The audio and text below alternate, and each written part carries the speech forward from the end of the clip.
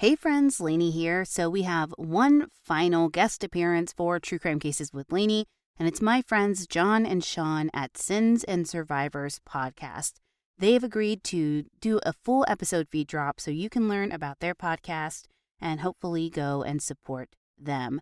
We will be back with a regularly scheduled episode on January 15th, 2024, and I can't wait to be back. I'll talk to you soon.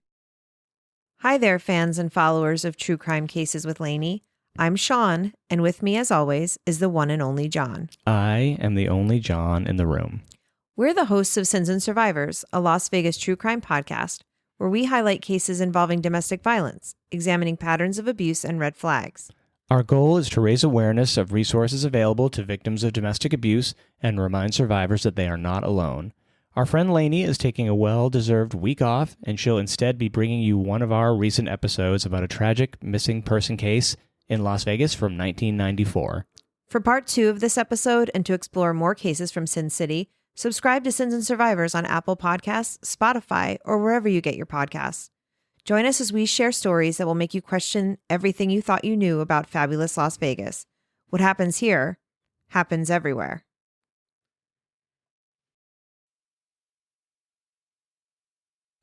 The following episode discusses topics related to domestic violence, including detailed accounts and descriptions that some listeners might find distressing or triggering. Listener discretion is advised. Not many people who knew the charismatic and intelligent Camille Dardanes Dotson when she was growing up would ever have guessed her life would turn out the way that it has. Camille has been missing for 30 years, and her daughter Ashley has been searching for answers as long as she's been old enough to search. She's also had some amazing help from her friend Gabby Proulx, who has worked tirelessly for years to uncover answers and get closer to answering the question, where is Camille? Within 3 years of her arrival in Vegas, Camille had disappeared, leaving her daughter and her mother with unanswered questions. Camille was last seen alive on September 3rd, 1994. When she was reported missing, the Las Vegas Metro Police were unable or unwilling to help. On April 27, 1995, a Metro officer wrote, quote, "All known avenues of attempting to locate the missing person locally have been exhausted, and the investigation has failed to reveal any reason to believe the missing person has disappeared due to foul play or suspicious circumstances," unquote. Of course, this was never going to be sufficient for Camille's daughter, Ashley, or her mother, Barbara, who both want answers.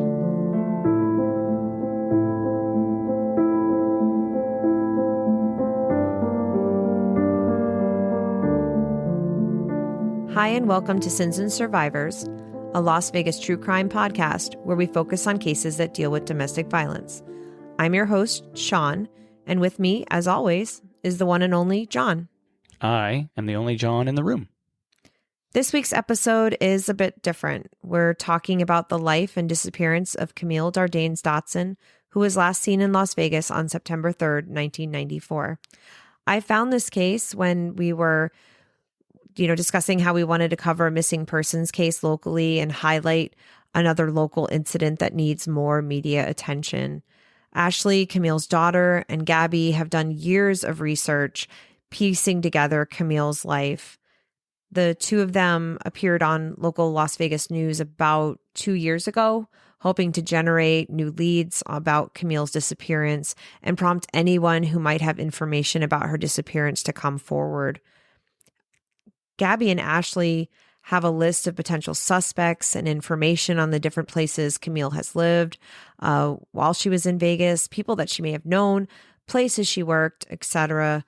The website that they put together, findcamille.com, is comprehensive with photos, news clips, and a timeline explaining all of Camille's life, both before and after she moved to Las Vegas. John and I hope that this episode and future episodes of this podcast help them in their quest to find out what happened to Camille when she disappeared.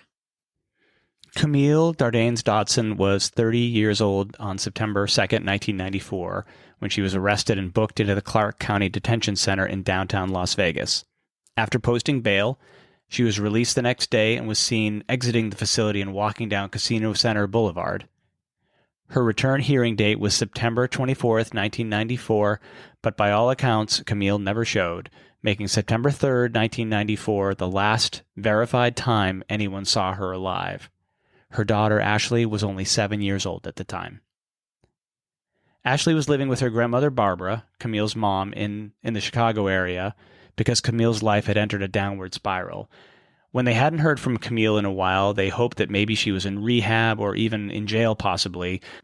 It wasn't until 7 months later that a missing persons report was filed. As we said, the police did not seem to be concerned about Camille at that time. About 3 months after the report was filed, it was mysteriously deleted by the Las Vegas Metro Police Department. The report was refiled in 2003, and in 2011, Ashley began looking for answers, aided by Gabby and other friends of Camille. Sadly, they don't think there's much likelihood that Camille is alive, since she's been missing for nearly 30 years with no trace. And over this episode and the next episode, we will go into details about Camille's life, the specifics of her disappearance, the clues and suspects that have been collected so far. We learned that both of Ashley's parents have very compelling backstories. Her dad, Gary Dotson, is known in legal and true crime history as the first person to ever be exonerated by DNA evidence back in 1989. And her mom, Camille, gained minor celebrity status in the late 1980s as a result of her marriage to Gary. For this first episode, we'll be focusing on Camille and Gary through the end of their relationship, and we'll pick up next week with Camille and what happened to her once she arrived in Las Vegas. There are so many aspects to this story, there's no way we could do it justice in one episode. There's a lot of background with Camille and Gary, and a ton of information about Gary Dotson's rape case, which we'll actually cover in a subsequent episode or potentially 2 episodes. So this will give us time to explore his history and the details of his early life, his wrongful conviction, and the extreme effects this had on his life. Gary and Camille's relationship does involve domestic violence, and it serves as an example of how two people can be very much in love and building a life together, and how complicated and difficult romantic relationships and marriages and parenting can be. Their relationship was in the public eye from the moment they met, which likely put a lot of pressure on both of them. And like we said at the beginning of the episode, both of their lives changed drastically in a time frame of less than 10 years. And I don't think anyone could have predicted what happened to them both. So let's start with Camille. Camille was born in Chicago, Illinois on February 23rd, 1964. Her mom's name is Barbara Critsalis, and by all accounts, Camille was a highly intelligent, mature, empathetic, and caring person. She excelled in school, studied ballet for 9 years, and was a semi-professional ice skater. The circumstances under which Camille met her first husband, Gary Dotson, were very, very unusual. So unusual, in fact, that they made national news. In her late teens and early 20s, Camille became captivated by Gary Dotson and his highly publicized rape trial and conviction. Camille's friends have stated that she would rush to the living room whenever he was on the news. One of her friends once asked Camille something like, "Do you know this guy?" And Camille replied, quote, "No, but I will," unquote. As I mentioned, we'll dive much deeper into Gary's case and history and his story in a future episode. Remember, this case happened in the late 1970s, 15 years pre-OJ, and was one of the first major cases that was televised, and it was a bit of a media circus. Yeah, I think you had a really great idea to cover Gary's case in more details over a couple of episodes, because you're right. I think our listeners will be fascinated by Gary's case, especially people who are interested in false convictions and forensics. For this episode, let me provide some basic background on Gary.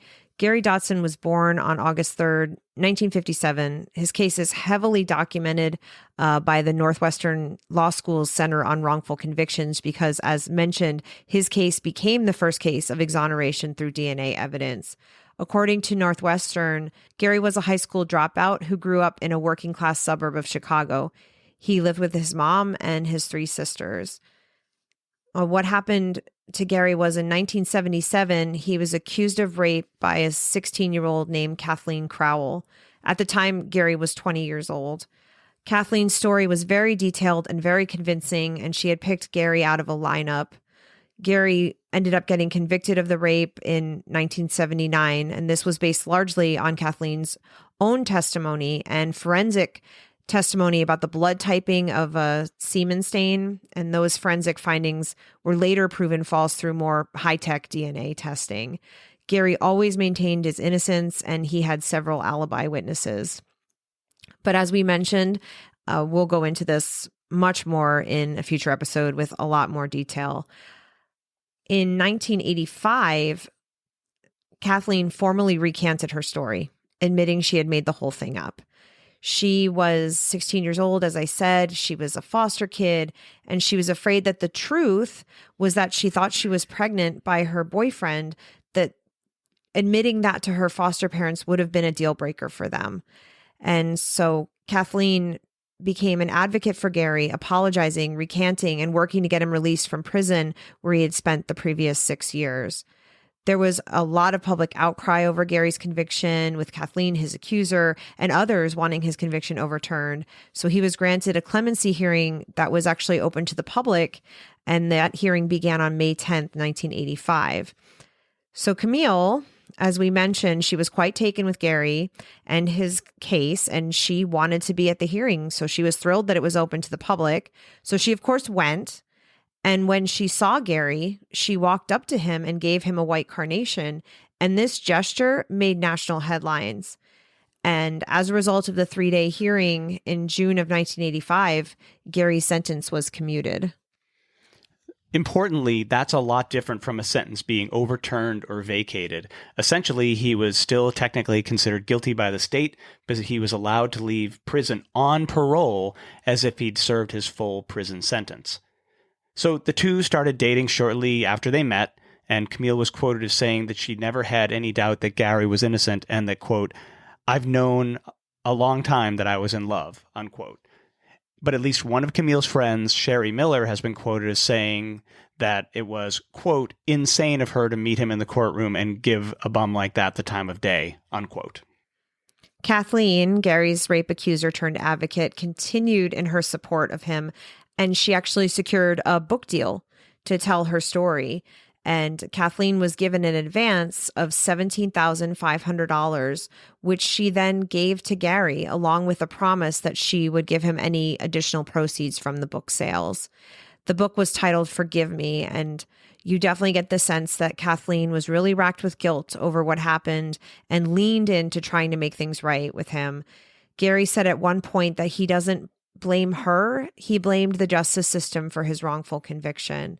And as John mentioned, this was in the years before court TV, but Gary's hearings were televised, so local and national news networks were honed in on Gary's story, giving Gary and Camille minor celebrity status. So with the details of the flower incident and information about their dating life and their new life together was getting reported coast to coast, New York Times, LA Times. Gary ended up proposing to Camille in September of 1985. He cooked Camille a lobster dinner and popped the question with champagne and a diamond ring. They appeared on Good Morning America together, looking like a happy, engaged couple, excited and joyful to start their life together. Publications like People magazine were writing about Gary and the injustice he endured, and it seemed that the press was really rooting for Gary. It was obvious that it wasn't just Camille who was fascinated by his story. But because of Gary and the couple's notoriety in the mid-1980s, there are quite a few news articles and blurbs about the couple, their romance, and their future plans. Gary was on the Today Show and was written about in People magazine. And if you visit findcamille.com website, you can watch clips of the couple on Good Morning America and news coverage of Gary's trial. I'm going to pause the case right here so you can hear a word from our sponsors.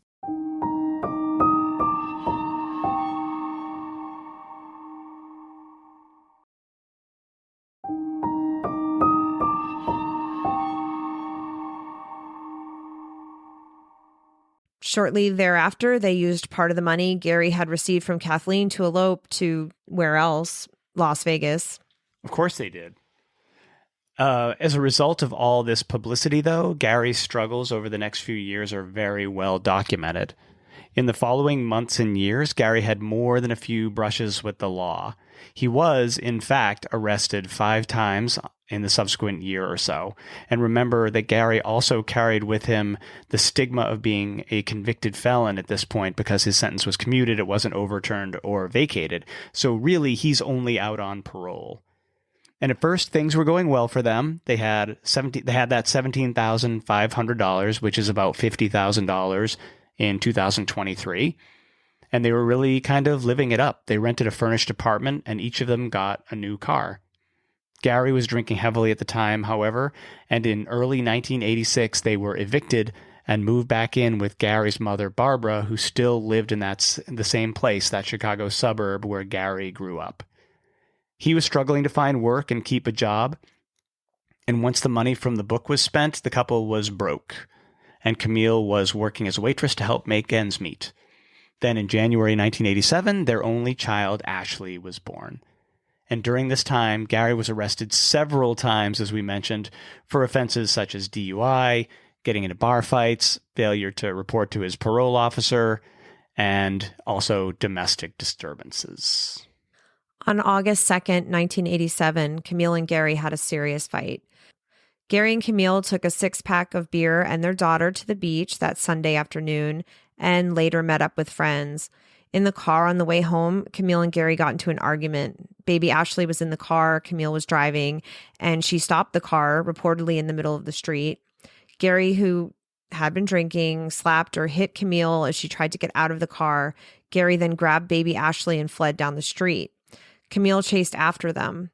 A police car drove by and Camille flagged them down. She told the officer that Gary was drunk and he had threatened to kill their baby and that he had beaten her and ran off with the child. Thankfully, Gary was found sitting in an alley nearby with Ashley, who was safe. There is no excuse for Gary's behavior later in their marriage, but it's clear that he was struggling with alcohol addiction, adjusting to life after prison, and carrying the stigma of his rape conviction. He had been unemployed for many years. We've discussed in previous episodes how stress in a relationship, things like financial stress, substance use disorders, can be risk factors for domestic violence. At this time, Gary was placed under arrest and charged with domestic battery. And if Gary was found guilty, that would have been a parole violation. So he was held without bail while he waited for his hearing. As a result of this arrest, Gary was ordered to appear in domestic violence court on August 27, 1987. Camille refused to testify against him, which is not uncommon for victims of domestic violence. She claimed she couldn't remember all the details of what had happened because she was very upset at the time it was happening. She later stated that she just wanted to, quote, shake some sense into him, unquote, and that she didn't want him to go back to jail. At his parole hearing, Gary admitted what he had done, and he admitted that he had said, quote, I said I'd kill the kid before I let Camille take her away, unquote. He also admitted that he'd been drinking a lot that night. On September 4th, 1987, the parole board met to review his violation. His parole ended up being revoked, reinstating the remaining 16 years of his original sentence, so he was set to go back to jail. However, December 24th, 1987, Governor Thompson released Dotson again, stating that he thought he deserved one more chance. When Gary returned home, however, it's reported that Camille threw him out of the house and told him that she would be seeking a divorce, which he did not take very well. On December 26th, 1987, just 2 days later, Gary was arrested and jailed after a drunken, disorderly incident where he allegedly pushed a 67-year-old woman over a sandwich order at a local tavern. Those charges were dropped when the women involved decided not to press charges. They didn't say why, but Gary's attorney speculated that the two women instigated the fight. It was apparently a very ugly incident, with Gary yelling racial slurs and one of the women slapping Gary and calling him a rapist. Reports have stated that Gary was, quote, an admitted alcoholic, unquote, and he was drunk at the time, which again was a serious violation of his parole. His attorney claimed that Gary was pushed over the edge and began drinking when Camille said she would seek a divorce. After the incident, Gary was returned to prison to serve 6 months for his parole violation. In August of 1988, he was then moved into a state-run alcohol treatment center. Camille did follow through with filing for divorce about a year later, mentioning that Gary had, quote, a violent and ungovernable temper, unquote. And I think we can agree a pretty serious drinking problem. When you said that just now, I was thinking that it's very interesting and telling that Gary's attorney, instead of putting any blame on Gary for Gary's behavior in the restaurant with that argument over the sandwich, that he put the blame, it sounds like he's putting the blame on Camille, saying that, her behavior, she pushed him over the edge as if she were responsible for his drinking, his alcohol addiction, and his behavior that night. And we definitely aren't trying to excuse Gary's domestic violence behavior, but it is definitely true, and we keep saying this throughout this episode, that he got a really, really bad deal. He was falsely accused of rape. He went to prison for 6 years, and, that definitely altered the way he acted when he got out. It really changed him. In August of 1989, Gary was formally exonerated via PCR DNA testing, which was cutting edge technology when this happened.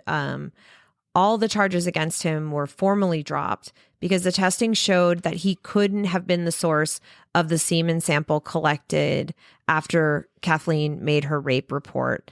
So this makes Gary Dotson the very first example of a convicted felon being exonerated completely by DNA evidence. That's the first time that ever occurred in history.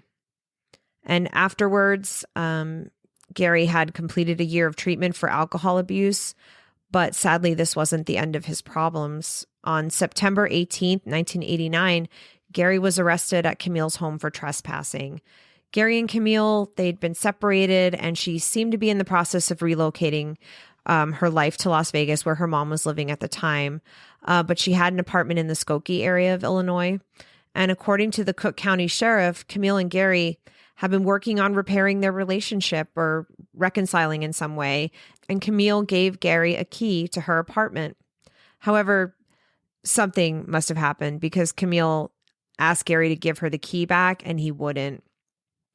So Camille, I don't know, she left to go to Las Vegas. And when she came back, she found Gary in her apartment and he refused to leave.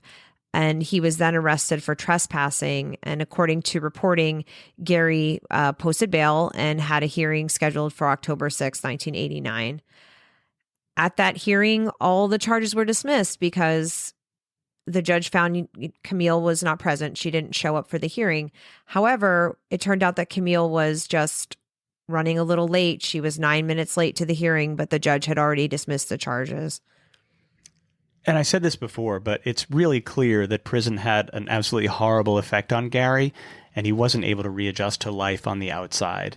He has said in interviews that he had to change in order to survive in prison, and it's obvious that the person he changed into was incompatible with life on the outside. And that's one of the things we'll explore when we talk more in detail about Gary Dotson and what can one of the, the things that can turn someone into an abuser. At this point, 1989, for both Camille and Gary, it appears that the media coverage about their lives and their relationships just kind of trails off. Camille's relationship with Gary was over, and his rape conviction was legally behind him with no doubts about his innocence. And by 1991, Camille had relocated to Las Vegas permanently with her daughter Ashley to put some distance between them and Gary. We will discuss the specifics leading up to her disappearance in the next episode, as well as talking about potential suspects that range from her second husband, Cruz Ruiz, to the boyfriend she was living with after she left him, to a local biker gang, and even members of the mob. So be sure to tune in next Tuesday for part 2 of Camille's story, and make sure you subscribe so you get the notifications when our episodes about Gary's case come out. Thanks as always for listening, and remember, what happens here happens everywhere.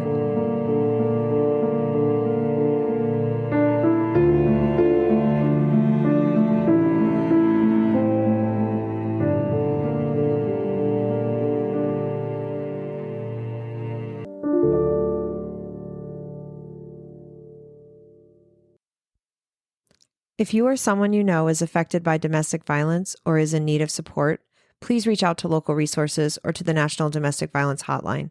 A list of national, local, and international resources is available on our website, sinsandsurvivors.com. Sins and Survivors, a Las Vegas true crime podcast, is researched, written, and produced by your hosts, Sean and John. Links to source materials for this episode can be found on our website, www.sinsandsurvivors.com. The views and opinions expressed in this podcast are solely those of the podcast creators, hosts, and their guests. These views and opinions do not necessarily reflect the official policy or position of their employers, past or present. All individuals are innocent until proven guilty in a court of law. This content does not constitute legal advice, and listeners are encouraged to consult with legal professionals for specific guidance. At Sins and Survivors, we strive to provide you with the most accurate and verified information available at the time of recording. We rely on information from court documents, published media, and testimonials provided by families on sites such as GoFundMe or Facebook. A list of sources can be found in the show notes or on our website. Please contact us at questions@sinsandsurvivors.com if you have questions, comments, or corrections. Thanks for listening. Please like and follow us on social media. You can find us on Instagram, Threads, Facebook, and TikTok at Sins and Survivors. If you're enjoying our podcast, please leave us a review on your podcast platform of choice. Reach out to us at questions@sinsandsurvivors.com. Tech questions can be emailed to tech@sinsandsurvivors.com.